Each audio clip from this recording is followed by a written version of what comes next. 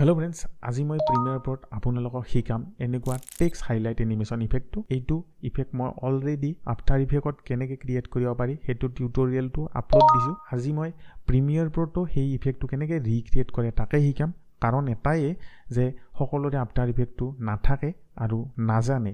Premier প্ৰটো যোনে জানে শুনে প্ৰিমিয়াৰ প্ৰট এনেকৈ ক্ৰিয়েট কৰক এই টেক্সট হাইলাইট এনিমেশ্যন ইফেক্টটো। আৰু যদি আফটাৰ ইফেক্টটো শিকিব বিচাৰে তেতিয়াহ'লে যাই পিনে মোৰ চেনেলত সেই টিউটৰিয়েল ভিডিঅ'টো চাওক আৰু শিকক। এতিয়া বলক আমি প্ৰিমিয়াৰ প্ৰট সেই টেক্সট হাইলাইট এনিমেশ্যন ইফেক্টটো কেনেকৈ ক্ৰিয়েট কৰোঁ তাকে শিকিম।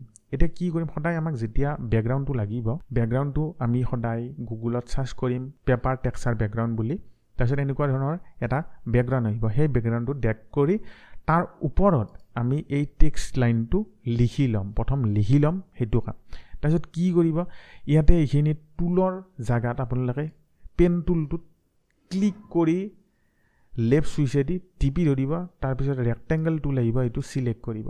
এতিয়া মই বিচাৰোঁ এতিয়া হাইলাইট টেক্সট ৱৰ্ডটোত মই সেই হাইলাইট এনিমেশ্যন ইফেক্টটো দিব বিচাৰোঁ। গতিকে কি কৰিম, এনেকৈ আমি এই লেয়াৰটো চিলেক্ট কৰিম।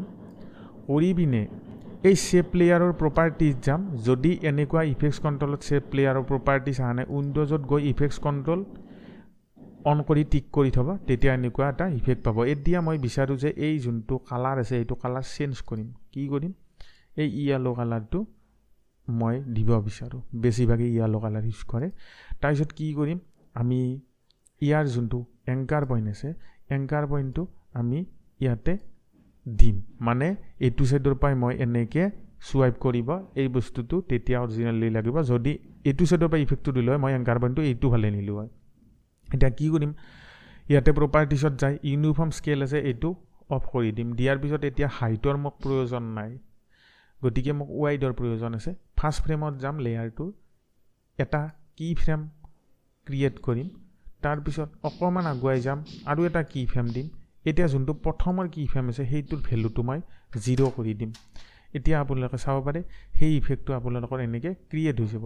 এতিয়া মই কি কৰিম, এই লেয়াৰটোত কি ফ্ৰেমটোত ধৰি আউট কৰিম, এই কি ফ্ৰেমটোত লৈ ইন কৰিম, আৰু ইয়াতে যোনটো ইয়াৰ প্ৰপাৰ্টিজ আছে এইটো মাল্টিপ্লাই কৰিম। এতিয়া চাব আপোনালোকৰ সেই ইফেক্টটো ক্ৰিয়েট হৈ যাব। এতিয়া মই বিচাৰোঁ আৰু এটা ৱৰ্ড হাইলাইট হোৱা, সেইটো হৈছে এডব প্ৰিমিয়াৰ প্ৰ' ৱৰ্ডটো।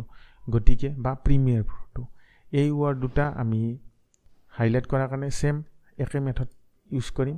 এই ৰেক্টেংগল টুলটোত চিলেক্ট কৰিম, কৰি পিনে এনেকৈ আমি ইয়াতে টেক্সটটো কভাৰ কৰি ল'ম।